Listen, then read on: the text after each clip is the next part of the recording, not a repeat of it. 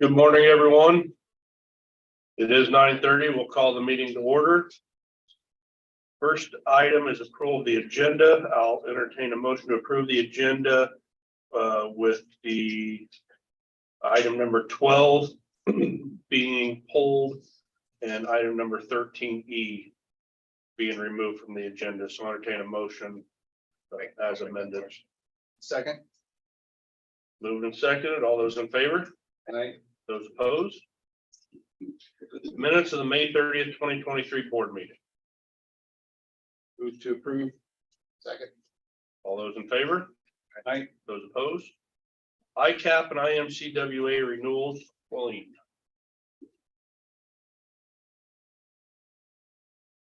Good morning. Kelly, there's your packet and there's a packet for you. There's a lot of numbers in here, so I thought it might be helpful to put it out. Just to remind you, the county joined ICAP and IMCWA in 1993, so they've been a member since then. ICAP currently writes 75 out of the 99 counties.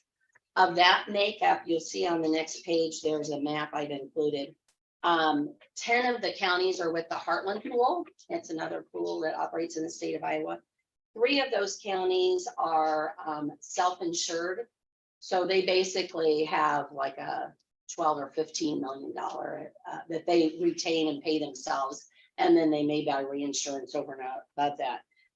All of the blue are what we call CRIMS counties, which is ICAP and or IMWCA. So ICAP writes 87% of the eligible counties. IMWCA writes 80 counties or 93% of the eligible counties. For your specific renewal, and Kelly has all the paperwork there, a couple of things that factored into the rate changes was your operating expenditures, your rateable payroll, and that's what I'm doing is comparing last July 1 renewal to this July 1. The workers' compensation credits that you've received, property limit increased by $2.559 million. Your net fleet schedule increased only 1 vehicle compared to this time last year. However, we had some trades, so the actual fleet limit increased by that $218,000. Your voucher credits, the way that ICAP works is that we only retain enough of the contribution to pay for claims and overhead, etc. When you first join, those first 6 years, ICAP put a portion of those dollars that you paid into what we call a cumulative reserve fund. Out of that cumulative reserve fund, money was given back to the county in phased distributions once we have a history of claims, etc. Then there's also what we call a credit voucher that is distributed, and we had one every year since you were vested from 99 until 2019-20. That is a return of investment income. And 2020, there was almost no investment income. I don't know. You can visit with Kelly, and you weren't getting any money for any CDs or any money that was set aside. So for 2021, 22, there has not been any return of that investment income. But your total credit, that's this large number here, that the county received from 99 until 2020 was that $399,068.94. So that's on the ICAP side. On the IMWCA side, and I shared this, Darren was at the safety meeting a couple of weeks ago. Tremendous effort has been made by the safety committee and the department heads to actually affect what we call our experience modification number. And your number decreased from over 1.3 down to what it is now, 0.78. And that's a huge change. In the right direction, we like to keep it down there. So again, on the IMWCA, for the premium, your rateable payroll increased that $285,000. Your total workers' compensation credits is 59%, and that is just what's earned from IMWCA.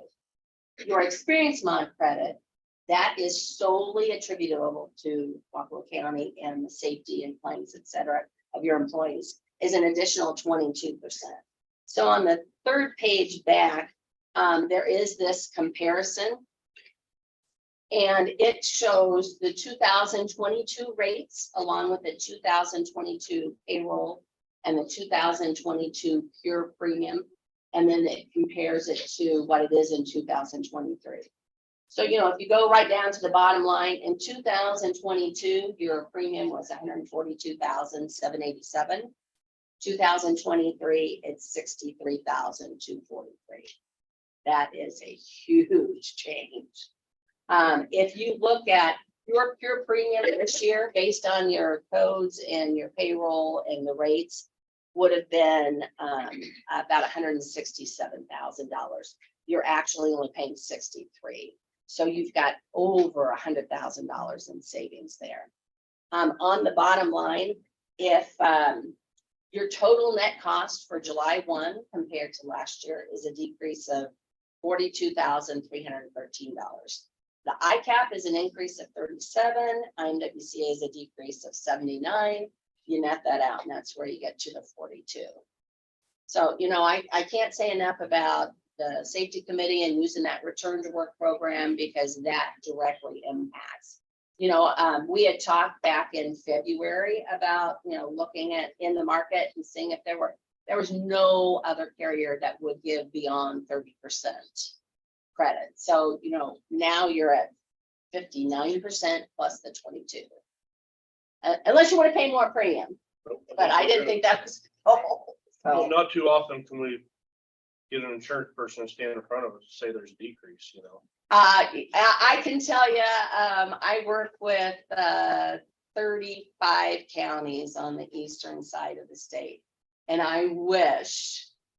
You guys are the only one. I wish I could go before them and tell them this, but I can tell you in all honesty, the rate increases industry-wide for the state of Iowa is anywhere from 22 to 28%. And include in that, depending on the value of your buildings, a lot of companies are adding a wind hail deductible. I delivered 2 last week or the week before.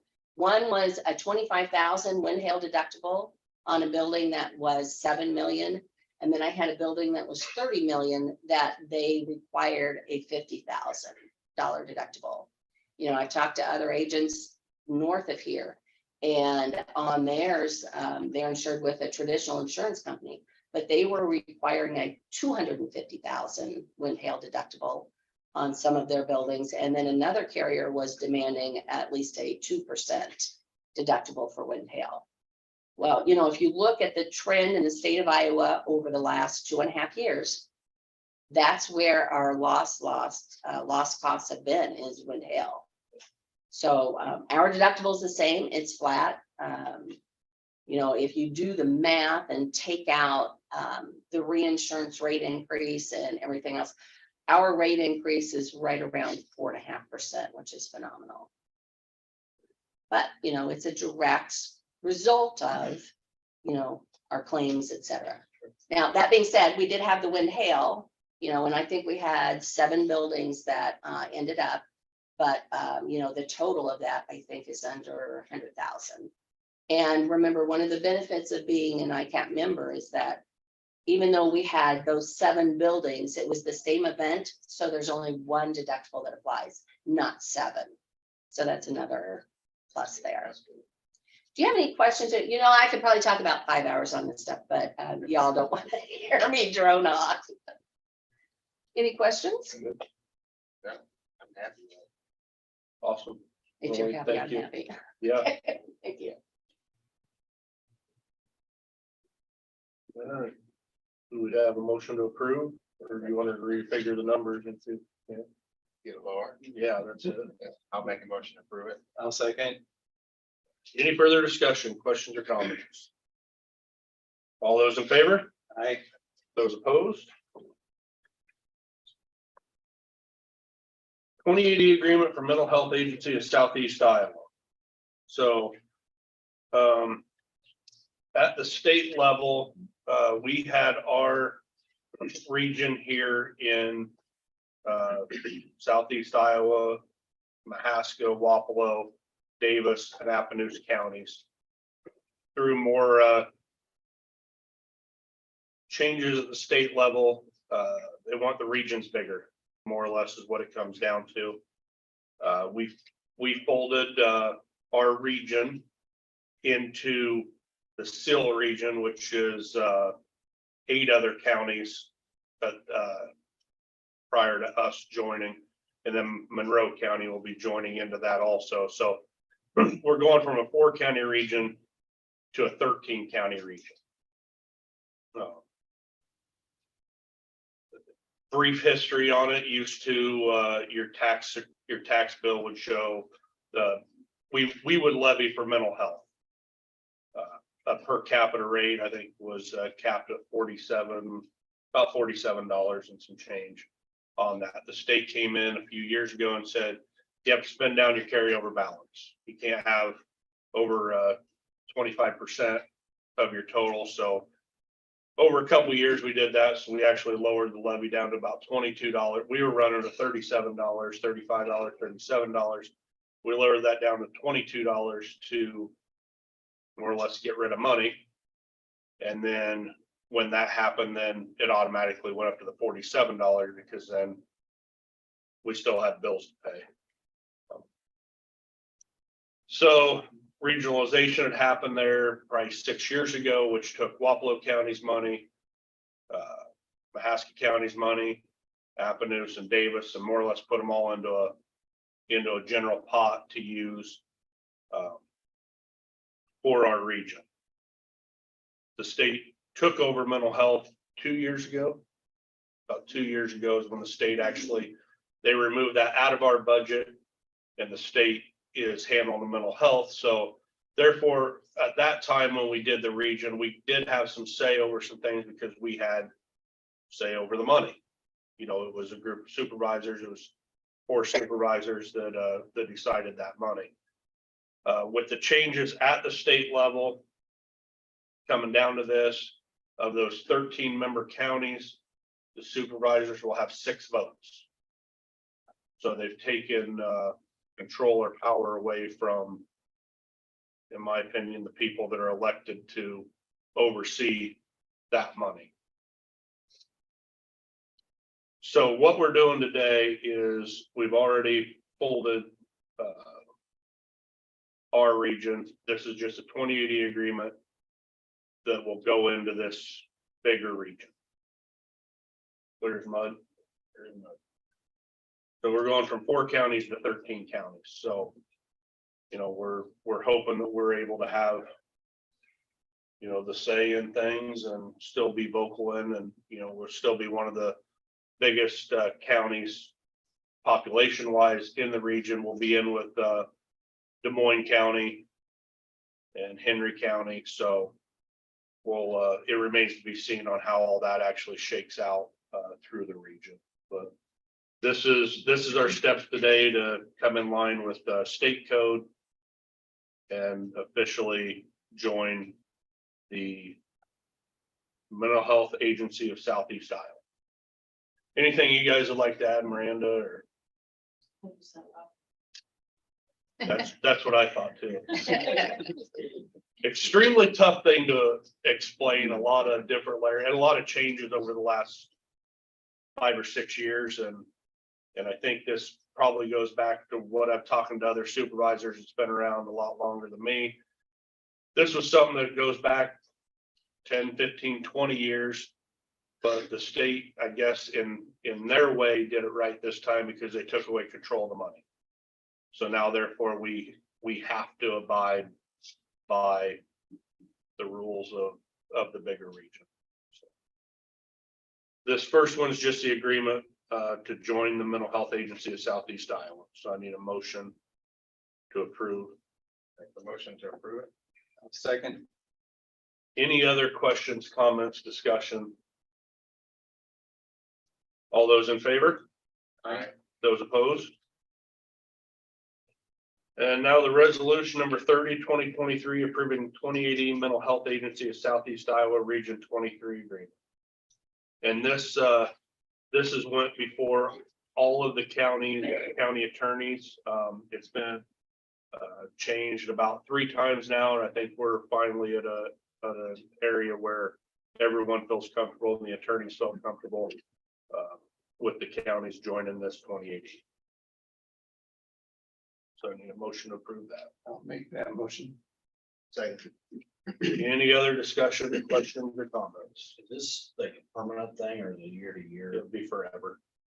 Until the- More or less, you know, as we went through, like, what name do we want to use, you know, our rebranding and the different things like that. So it was, do we go at a region name like Southeast Iowa or whatever it may be?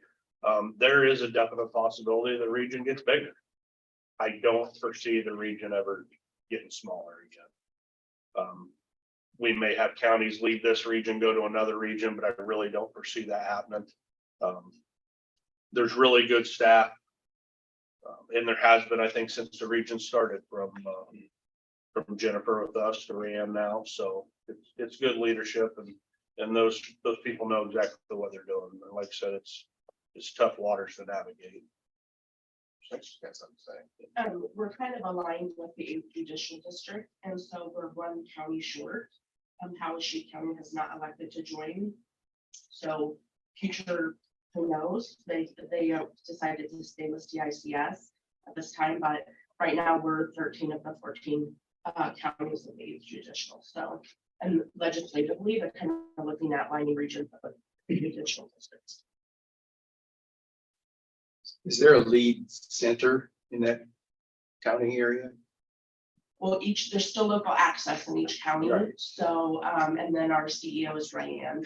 She's based in Lee County, but she travels to all offices. And she's been tremendous through this transition. I mean, she's a very sharp lady. Any other questions, comments? All those in favor of resolution 30, 2023? Aye. Those opposed? Thank you guys for coming up. Number 6, proposal to replace steps in front of the courthouse. It's just a project that we've been trying to get done and finally got somebody to put in a bid for it. We've been working on it for probably a year and a half. But with COVID, like last year, we couldn't get anybody to, they would put in a bid, but they couldn't start the work until this year. So from my understanding, they're going to remove half the steps in the landing just so that the steps are always going to be accessible. Questions or comments? I'll make the motion to approve. Second. Moved and seconded. All those in favor? Aye. Those opposed? Resolution number 31, 2023, quarterly transfer to secondary roads. This is just our normal. Standard transfer that we do every quarter. I'll move to approve. Second. All those in favor? Aye. Those opposed? Memorandum of Understanding with Teamsters Local 238. Darren?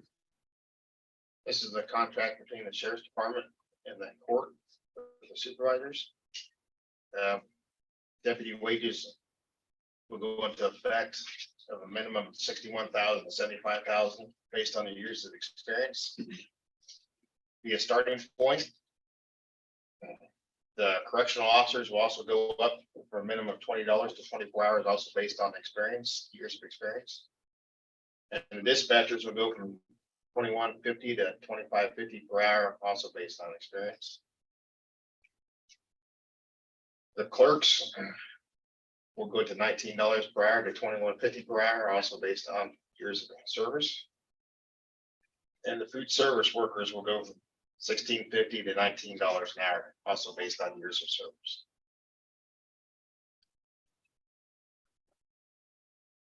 Questions on, we also raised part-time clerks. They go to 1727, starting July 1st. We need to remove number 7, right? What's that? On the last page, number 7, that signature page. That's the one that I need to put this up. I have the Number 7 on the back page, we need to all initial and block that out because that was a discrepancy with the first page. So on the original, we just need to, all 3 of us initial it according to the attorney. That is deleted. Any questions? Discussion? I'll just re-emphasize the thank you for what you guys have done here with this. And hopefully it makes it easier for us to hire and retain people. And it's kind of a goal I know you guys had and myself, so thanks. Thank you. You're welcome. I'll make the motion to approve. Second. Any further discussion? All those in favor? Aye. Those opposed? Proposal for replacing or repair soffit at county attorney's office. Something else that's been on the list of things to do for a while. I think. It's, goes back to whenever they installed the cameras over at the county attorney's office, they tore up the faucet and it never, I guess I wasn't aware of it until the county attorney's office had mentioned it to me. So we started working on this again last year to get somebody to. Everybody was booked up, so. I'll make a motion to go forward with it. I'll second. All those in favor? Aye. Those opposed? Proposal for 5th floor remodel. Here about 2 months ago, Troy Seeley, which is with Juvenile Court Services, got a hold of me. And he's the new guy over this region now. And they need to fill his job. He would like to put everyone here in Wapello County. Required that they need a soundproof meeting room. If you go up to the 5th floor, the elevator's actually locked. Yeah, the elevator's locked.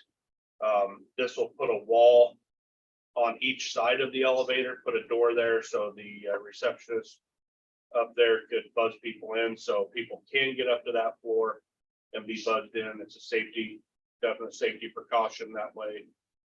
There's not a lot of people running around up there at different times, so this will make it a lot easier for people to access that floor and that office.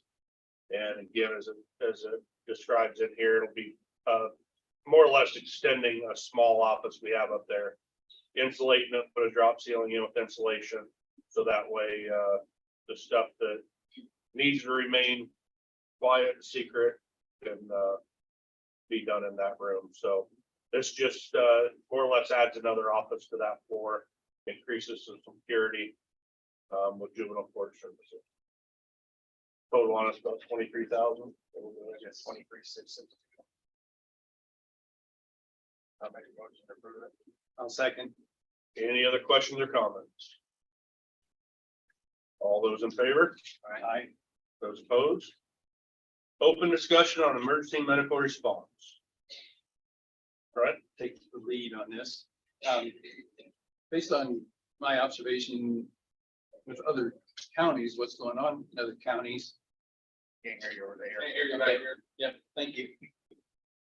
Based on discussion with what's going on in other counties where they found themselves not in a position that's good when it comes to emergency response. And my attendance of the Emergency Medical Association meeting just recently, and my involvement with the volunteer fire department, and I've been trained in EMR. Based on all that, I just feel like our county needs to be a little proactive on this topic. And so my intent is just to get this discussion moving forward. I don't plan on any action today, but perhaps one of the things we could do at a future meeting would be to establish a formal task force that would be doing some studying on this topic and then come back to us with some recommendation. And my thinking is that we would do small steps, but take some steps to influence this.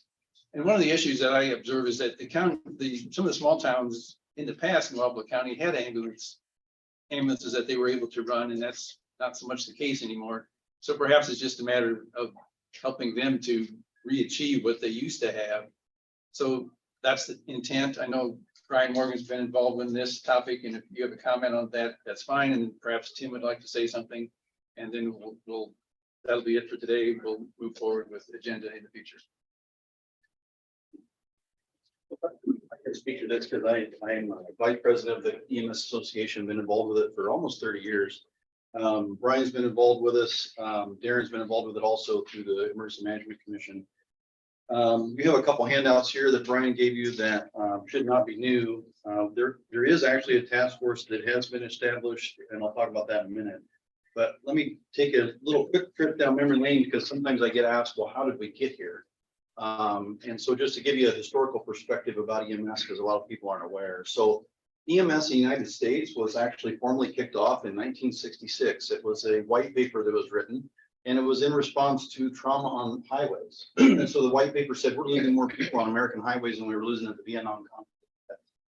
So those of you that were alive during Vietnam, I was not. That's a lot. That was a lot of life losses, very controversial. We were losing more people on American roadways. And so that's why the curriculum for emergency medical technicians and paramedics is run in the Department of Transportation, actually, because it was created to help us move patients. That's what it was all about. So then along in the early 70s, you remember a show that got a lot of us involved in EMS called Emergency. We looked at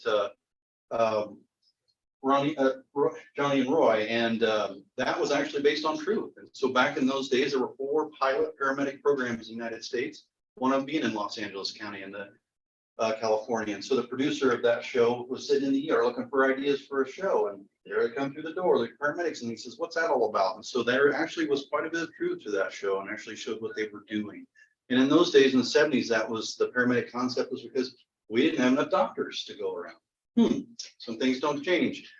And so a lot of us were inspired by that and wanted to be Johnny and Roy. And so we were doing that in the 70s, 80s, and 90s. And through the 80s, we really built EMS. And the 90s, we continued. And so we're like, wow, we're great. And some people call us doctors in the ditch kind of thing. It's a little buzzword. And so how do we move the profession along? So then late 90s, we said, you know, we're getting pretty good at this stuff. And we're getting a lot of support from the medical community, and physicians realize the value. So we transitioned kind of from technicians to clinicians. And so we're making better, not better, but more research-based type of decisions, and protocols are more robust, and doctors are trusting the profession to do more. So we said, well, how do we elevate the pay for this profession? And so that's where we're stuck. And so we tried different things. And so like the local community college, like many others, we tagged a degree program onto that. We said, hey, we're going to graduate paramedics with an associate degree. That should be worth more, right? Didn't work that way.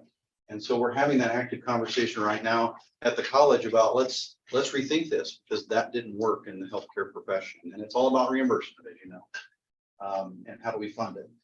And so we struggle specifically in Southeast Iowa, in the southern 2 tiers of counties that are so not affectionately called the poverty belt of Iowa, but we have a lot of people at the poverty level. So there's very poor reimbursement rates. And 65–70% of our users are Medicaid, Medicare, and the reimbursement is terrible. So that's a real quick, how did we get here? And so these things kind of evolve, and there's so many pieces that play into it. So 911,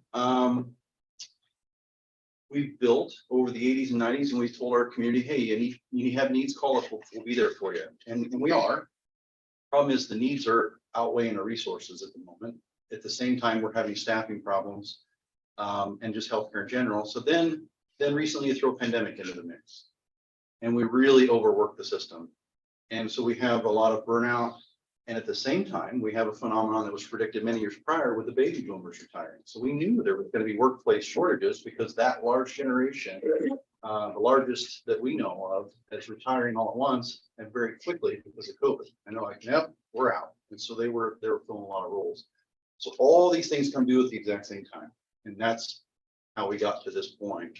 Talk about volunteerism. Brian referenced the ambulance services used to be in small communities. That's true. That was very common to have small rescue teams that had ambulances, and those are slowly dying off because people work more. There's more demands on families, and there's just fewer people in those communities. And so we see one by one those services falling off. And sometimes we continue to ask more of the smaller group of people that are left.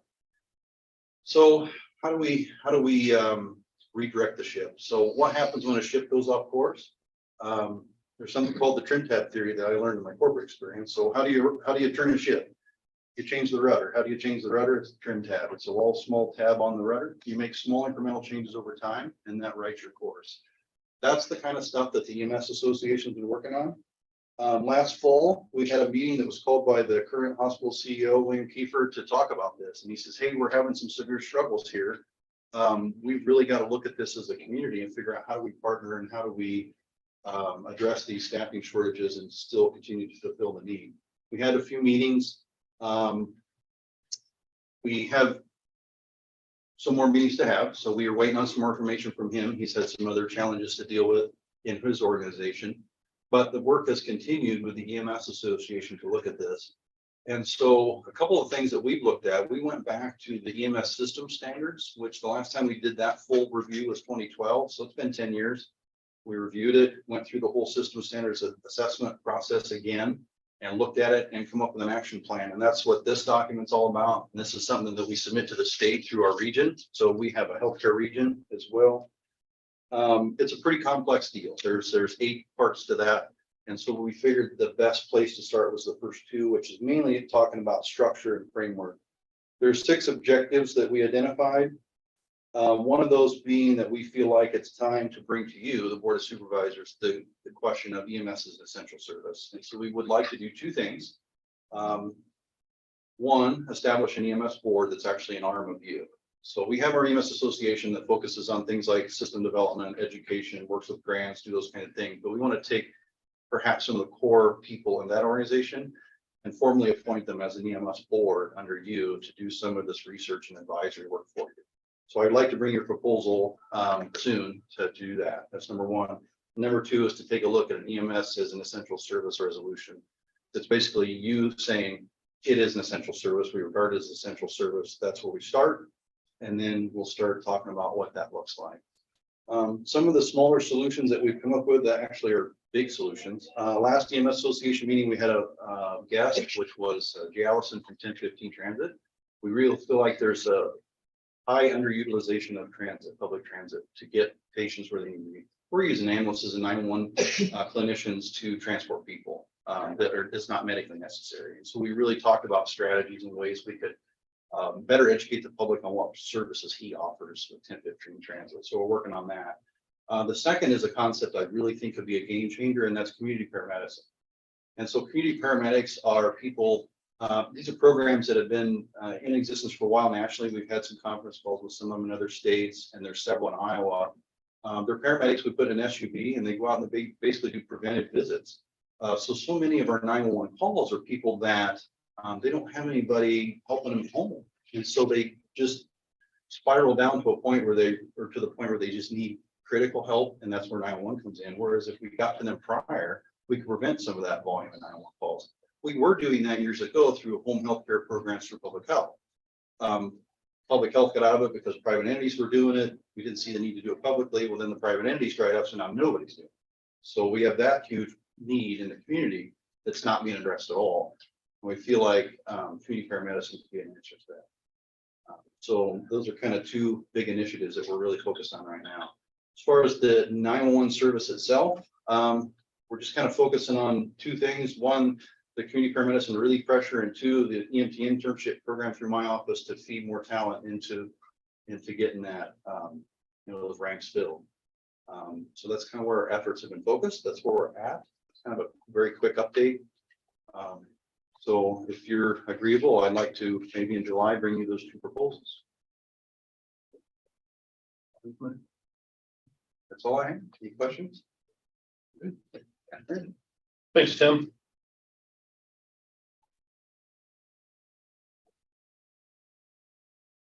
Any further discussion on the EMS? Thank you. Personnel, 13A, request for payroll approval, new hire recorder, part-time clerk.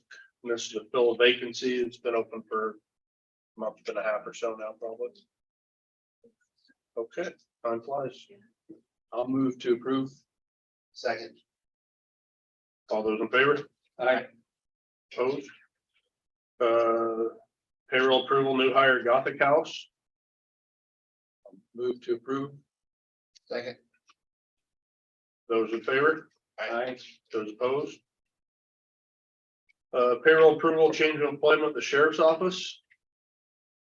I believe this one is taking a person out of the jail and moving her to secretary position, correct? Yeah, Shaylee, To fill that yeah, vacancy. yeah. You've been at the jail for 8 years and was wanting to move upstairs to the clerk's office, so looking for approval on that. I'll move to approve. Second. All those in favor? Aye. Those opposed? Request for payroll approval, change of employment, the sheriff's office. This would be the last position with the deputy position. Jared Sellers, who works at the jail. He moved back here. He's originally from the Potomac area, had been a deputy sheriff out in North Carolina for the last 3 years. Moved back here. We hired him in the jail as he went through the hiring process. And so, yeah, it's just proven that he starts this week. How long is he gonna go to the academy? What's that? How long is he gonna go to the academy? We're working with the academy and hopefully he can test out on some of that stuff. I think he has to test out on everything. And should he fail any portion, he has to retake it. And if he fails that, then he has to go to the academy for that week. So this is a big money saver on that for us, should be my understanding how it all works. Yeah, you'll see most of the cost anyway. Yeah. I'll make a motion to approve. I'll second. Any further discussion? All those in favor? Aye. Those opposed? All right, so we'll do the closed session, then we'll come out and do the treasurer investment reports. Or you could just move that up and then. Okay. Other business to come before the board, treasurer investment report for May of 2023. Need a motion to accept and file. Make a motion. I'll second. All those in favor? Aye. Opposed? Other business to come before the board. Anything anyone would like to talk about? I don't know if this is the time to bring it up, but IT department, there's kind of limited on their space and we're working on trying to get some bids to bring to you so you can see it. I gotta check on one thing about fire code, make sure we're not violating anything there, but what I was looking to do is at the law center, move some walls, add a couple walls to where we can move the IT to another location there in the building and have some storage and just provide him some more area with his with him and Ren. So like I said, we're looking at some bids. I think it's probably gonna fall around 10 to 15,000, but just so you guys know about that. And then last week up at Kirkville, they approved a 2080 agreement to for law enforcement for us. I told them I couldn't guarantee them any hours, but they just wanted to be in line with the law, so that I'll bring that to you in a couple of weeks. Anything else to come before the board?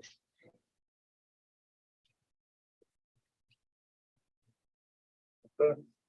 We don't want to adjourn, we can't adjourn. All right, we're gonna go into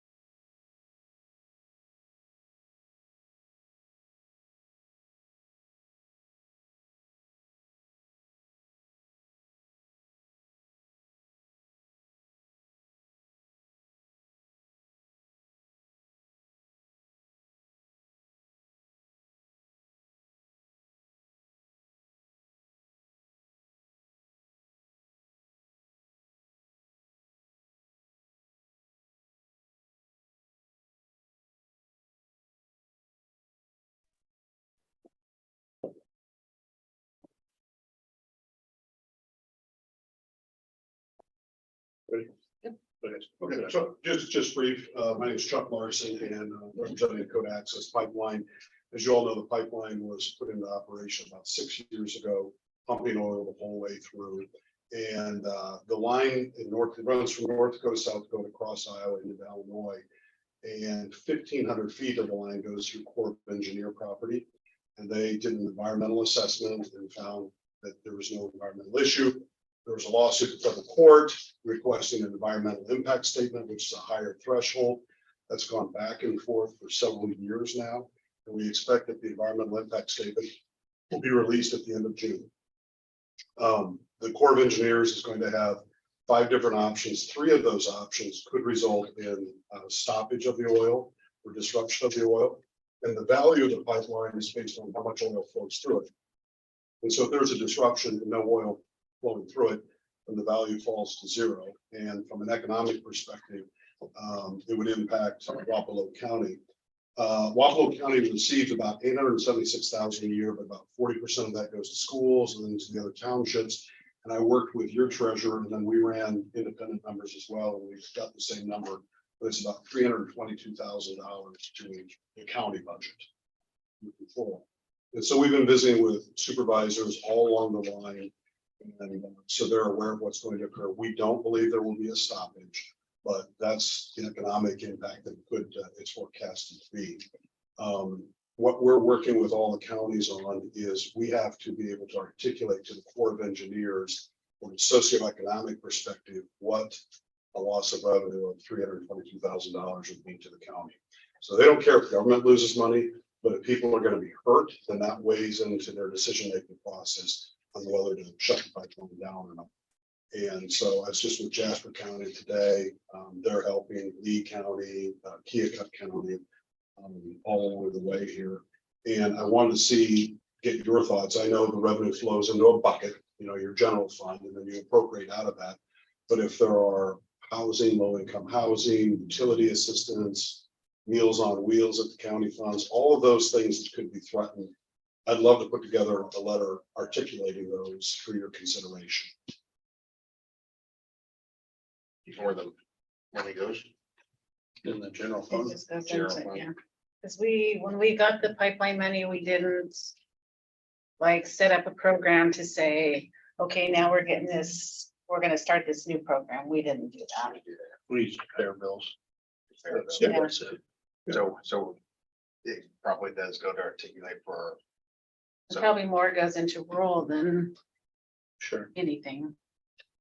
Yeah, and you're just like every other county. It's not, I don't need specifics, but Jasper County, for example, they fund indigent meals, and they do about 80,000 meals a year. That touches people. So those are the types of examples that we think are meaningful. You have a draft of what you could. We'll put together a draft, sir. The draft EIS is out. We're waiting for the final to come out at the end of June. And then we'll make sure it still is similar to what the draft was, and then we get a letter over to you for your review, and obviously you can make any changes to it that you want. What we might do is take the draft and add a little bit of our unique. Yeah. Verbiage to it. Yeah. And I'm interested in. Do you have any low-income housing, or I know in Keokuk County, they have assistance for low-income people on rent, We do general assistance stuff. general assistance? Yeah. Utilities, rent. Veteran, yeah. Veteran, Same as, veteran affairs does. with your Veterans Affairs, that's something people will get disability. Okay. What's that say? That's Veterans Affairs would help a veteran. They do that, but they also do rental assistance. Okay. And gas vouchers and Groceries. groceries, stuff like that as well. Perfect. Any meal programs in the county? We do, we do work with the Food Bank of Iowa, and we put in $20,000. sounds right. About $20,000 that we do for senior meals. Perfect. This is great. This is exactly what I'm looking for. So we'll work on a letter and Public libraries, public libraries. all townships.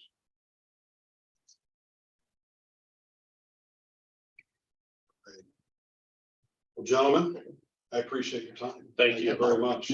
Appreciate it. Thank you to all the county conservation system, environmental education programs, to the conservation boards.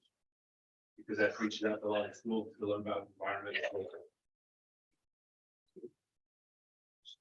Every county's got a county conservation board, and will fill in activity matters. They fund those to the general fund too, so. That's excellent. And the environmental stuff is obviously very important. Yeah.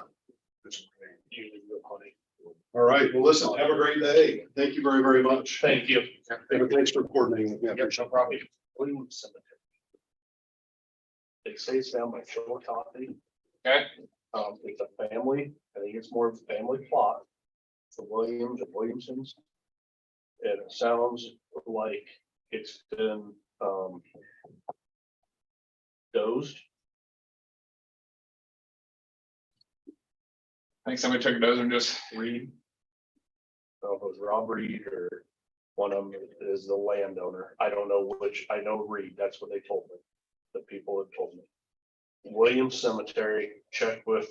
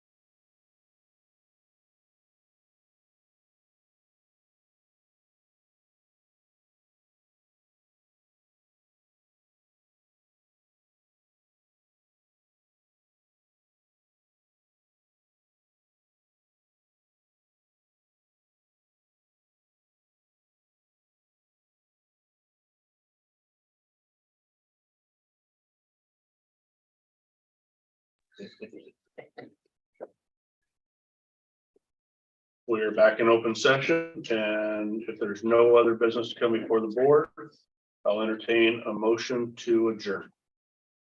Motion to adjourn. Second. Those in favor, Aye. we are adjourned. You want my stuff, you're gonna take that back.